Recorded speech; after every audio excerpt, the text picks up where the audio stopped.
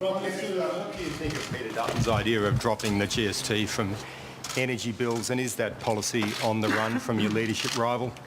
Well, it's certainly very expensive, but I might ask the Treasurer to describe what it would cost, and also, needless to say, it would that the states would definitely expect to be reimbursed. I mean, look, we've just done a big reform of the GST. Let's be frank. You know, we have one of the many wicked problems we've dealt with in recent times is the inequitable distribution of the GST under the existing formula to Western Australia.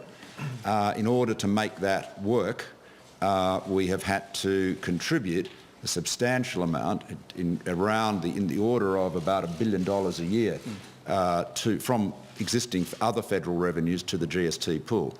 So if one were to remove a big item like that from the GST pool, obviously the states would expect to be reimbursed, and that would have to come from other federal taxes. So the cost of that, based on the work that the Parliamentary Budget Office did on Senator Lernholm's proposal, would be around over $7 billion, about $7.5 billion over 4 years. So the Prime Minister is right. Any change to the GST, as you know, or to its rate or its base, has to be agreed by all states and territories.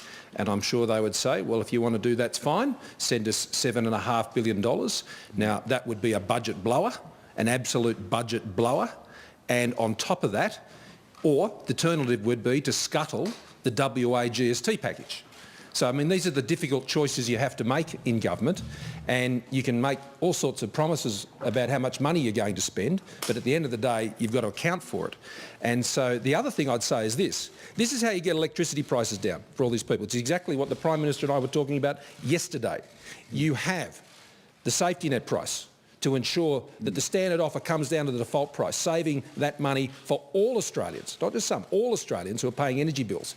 You do it by having a big stick to keep the energy companies in line, and you do it by backing in the investment in new generation. And the other thing you do is you give people personal income tax cuts, which we've legislated, and for a modest income household, that's over $1,000 a year they're getting in income tax cuts in this financial year. And that is half a household's power bill. That's how you help households. You give them tax cuts and you get electricity prices down.